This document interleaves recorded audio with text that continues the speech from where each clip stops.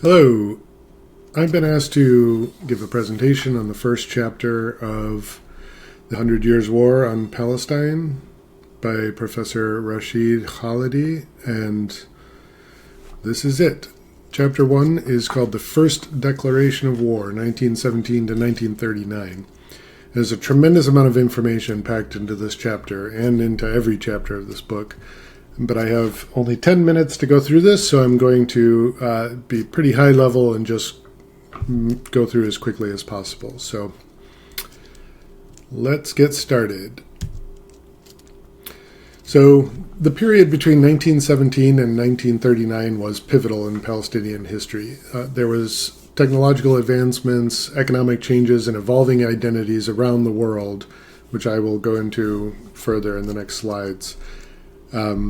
But this really marked the beginning, and not the beginning of Zionism, which actually started in the mid to late 1800s, but the sort of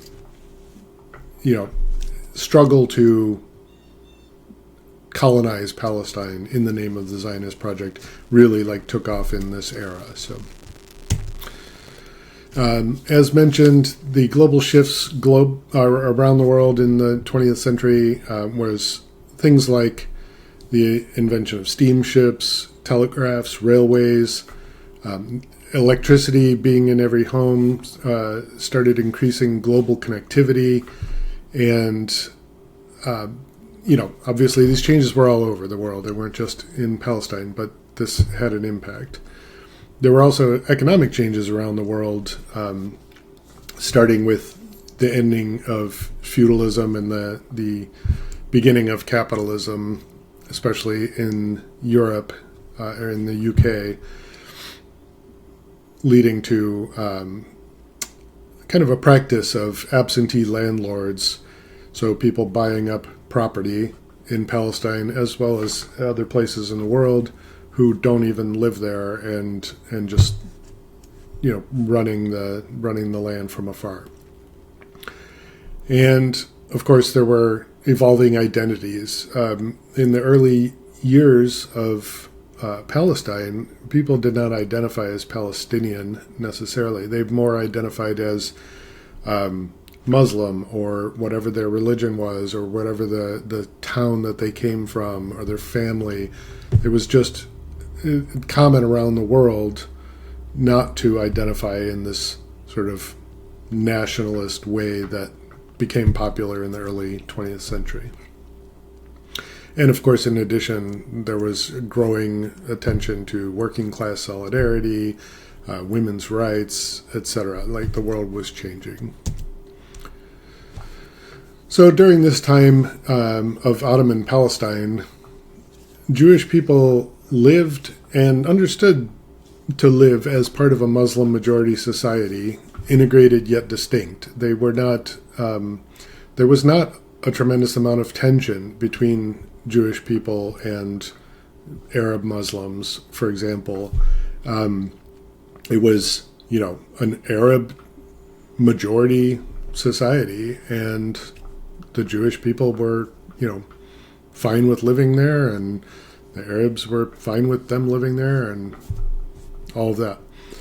And in addition, there was a thriving Arab culture and social structures, contrary to the popular mythology that there was no culture or social structure in the Ottoman Palestine before Zionism began colonizing it.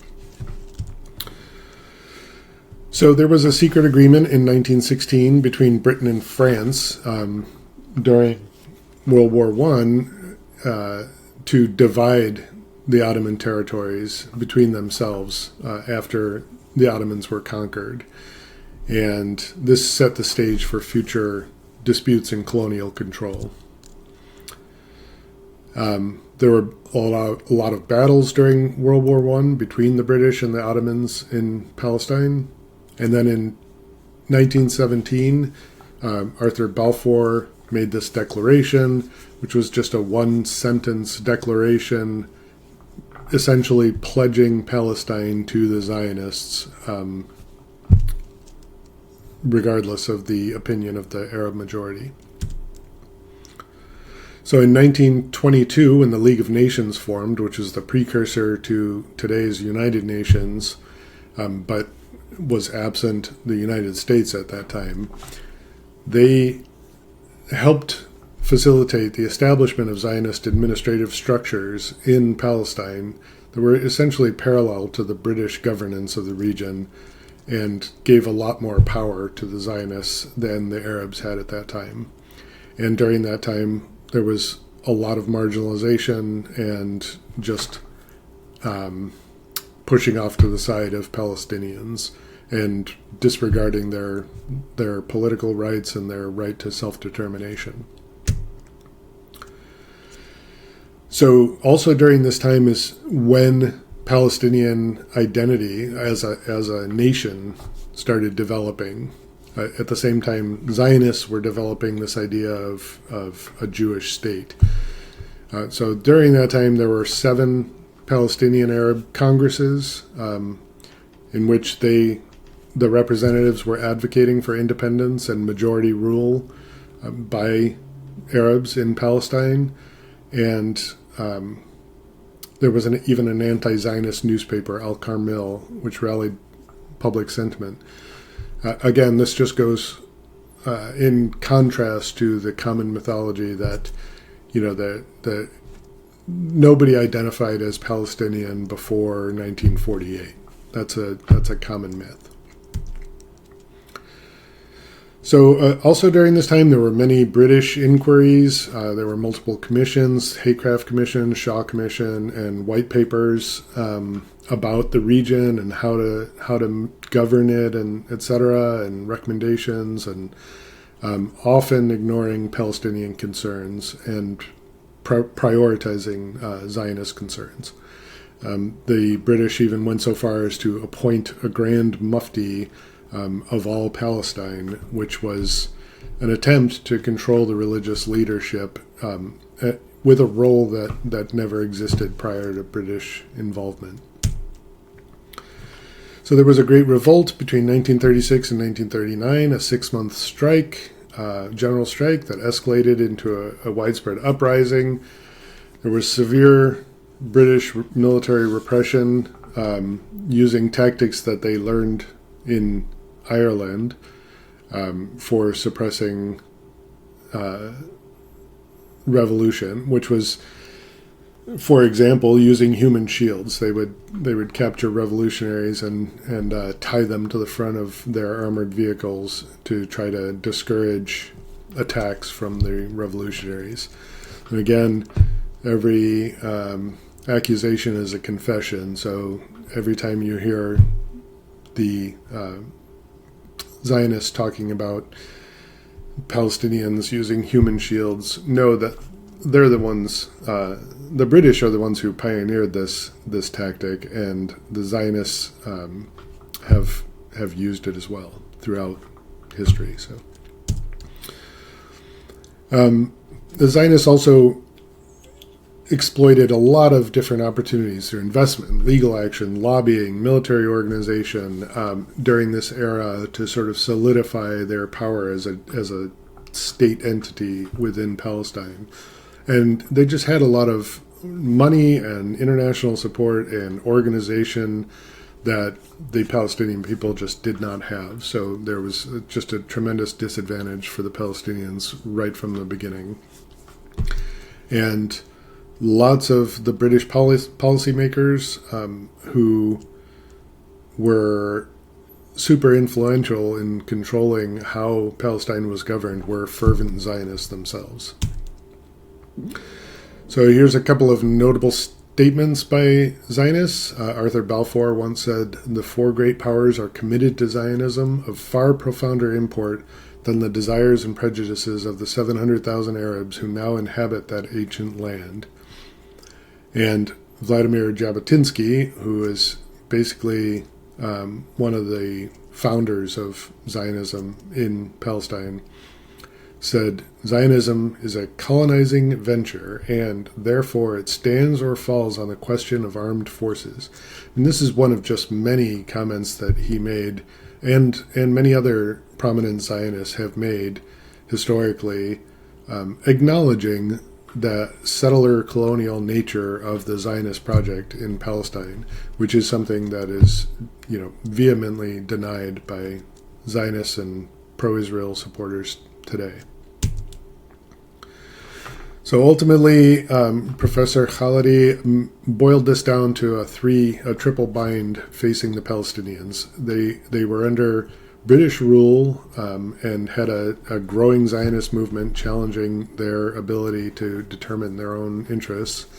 There was a really strong Zionist infrastructure, and internationally, especially in bodies like the League of Nations, there was intense Zionist lobbying that marginalized and dismissed the concerns of the Palestinian people. Even when there were British people who wanted to stand up for the Palestinian people, they were quickly shut down by the Zionist lobby, which of course still has a tremendous amount of power in Western politics today. So there was a British policy shift in 1939, a white paper, an attempt to limit Zionist ambitions, but again, that was just too late because the lobby was very powerful at that point, and the Zionist organization itself was very powerful in Palestine. So even though Neville Chamberlain tried to be a defender of the Palestinians when he left power and Winston Churchill took over, Churchill was an ardent Zionist, so there was just no way the British were going to abandon Zionism at that point. And then, of course, the onset of World War II shifted global focus away from Palestinian concerns. So ultimately, Professor Khalidi says that he's uncertain what Palestinians could have done differently under oppressive circumstances, essentially saying, they made some mistakes, they made some poor choices, they made some good choices, they fought, they tried to cooperate, but really they were just at a disadvantage from jump. So it was very unlikely that was going to have a positive outcome. And of course, the colonial decisions that were made at that time have had lasting effects on what are now present-day conflicts in the region. So, in conclusion, 1917 to 1939 was really a pivotal time for the conflict that we see, like today, like in horrific, dramatic detail. And this lasting impact of settler colonialism and the resilience of national identities that developed in the early 20th century have really sort of painted the picture that we're looking at today. So, thanks very much. I can't find the button. So I just thank you, Tom, very, very much. That was a really good recap of the chapter. One of the things that stands out for me from the book is how much our consciousness is steeped in colonial Western propaganda. I was personally appalled to realize that it never occurred to me, and it's ridiculous, to think about the toll that the First World War took on the people of the Middle East. It may be entirely my fault for never ever thinking about it, but this book has so far opened my eyes to seeing things from a much broader human perspective, not just European or later American perspective. So anyone who read this book or is reading it now, I'm sure realizes perhaps two things. One is that the Zionist narrative has never had a leg to stand on. And two, there's this callousness, the complete utilitarianism with which colonial powers like Britain just carve out the world they colonize with regard only to their own interests. And Tom mentioned this, that this is this total, the colonialist power just do whatever they want. What Israel is doing now and the way it is aided and abetted by the countries like Britain and the United States is clearly just a continuation of the same cynical and uncaring way that colonial powers have always treated the rest of the world. The mentality of entitlement and the idea of the right of the entitled to survive more than others manifests very, very clearly in all the actions that we see today. This is an inherently violent system that relies on military force control and ruthless suppression of opposition. This is what Tom said exactly, is what was there then is now. So if we want to understand what we're seeing now in the news, it's so good that we're reading this book and looking at the background, that the reality we're living in now was actually initially formed. One of the things I just wanted quickly to say in response to Adi's point is that the Palestinians, of course, were reliant because they were one of many ethnic groups already occupied by the Ottoman Empire.